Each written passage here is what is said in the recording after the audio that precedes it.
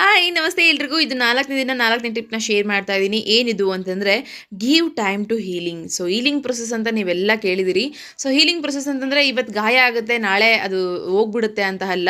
So ಹೋಗೋದಕ್ಕೆ ಸ್ವಲ್ಪ time ತೊಗೊಳುತ್ತೆ. ಹಾಗೆ ನಾವು ಮಾನಸಿಕವಾಗಿ ಆಗಿರಲಿ, ದೈಹಿಕವಾಗಿ ಆಗಿರಲಿ, ಕೆಲವೊಮ್ಮೆ ವೀಕ್ ಆಗಿರ್ತೀವಿ, ಕೆಲವೊಮ್ಮೆ ನಮ್ಮ ಶಕ್ತಿನ ನಾವು ಕಳ್ಕೊಂಡಿರ್ತೀವಿ. ಇವತ್ತೇನೋ ಒಂದು ನೋವಲ್ಲಿದ್ದೀವಿ, ವೀಕ್ನೆಸ್ನ ತುಂಬ ಕಂಡ್ಕೊಂಡಿದ್ದೀವಿ, ಹಾಗೆ ತುಂಬ ಪ್ರೆಷರ್ ಜಾಸ್ತಿ ಆಗ್ತಾ ಇದೆ, ಸ್ಟ್ರೆಸ್ ಜಾಸ್ತಿ ಆಗ್ತಾ ಇದೆ, ಎಲ್ಲದೂ ಓಕೆ. ಇದು ಮತ್ತೆ ರಿಪಿಟೇಷನ್ ಆಗಲ್ಲ, ಮತ್ತು ಮುಂಚಿನ ಥರ ನಾನು ಆಗಲ್ಲ, ಆರಾಮಿರಲ್ಲ, ಸೊ ಹೀಗೆ ನನ್ನೊಂದು ಲೈಫ್ ಅಂತ ತುಂಬ ಸರಿ ಮೈಂಡಿಗೆ ಬಂದುಬಿಡುತ್ತೆ. ಬಟ್ ಇಲ್ಲ, ಒಂದು ಹೀಲಿಂಗ್ ಪ್ರೊಸೆಸ್ ಒಂದು ಸ್ವಲ್ಪ ಟೈಮ್ ಅಂತ ತಗೊಳ್ಳುತ್ತೆ. ಆ ಟೈಮ್ ಮುಗಿಯೋವರೆಗೂ ಪ್ರತಿಯೊಂದನ್ನು ಅನುಭವಿಸ್ಲೇಬೇಕು, ಪ್ರತಿಯೊಂದನ್ನು ಆಕ್ಸೆಪ್ಟ್ ಮಾಡಲೇಬೇಕು ಅಲ್ವಾ. ಸೊ ಎಸ್ ಫ್ರೆಂಡ್ಸ್, ಹೌದು, ಹೀಲಿಂಗ್ ಆಗೋದಕ್ಕೆ ಸ್ವಲ್ಪ ಇವಾಗ ಕೈಗೆ ಗಾಯ ಆದಾಗ ಹೆಂಗೆ 3-4 ದಿನ ಅಂತ ಟೈಮ್ ತೊಗೊಳುತ್ತೆ, ಹಾಗೆ ಪರ್ಟಿಕ್ಯುಲರ್ ರೀಸನಲ್ಲಿ ಒಂದೊಂದು ವಿಚಾರಗಳು ಕೂಡ ಒಂದೊಂದಷ್ಟು ಟೈಮ್ ತೊಗೊಳ್ತಾ ಇರುತ್ತೆ.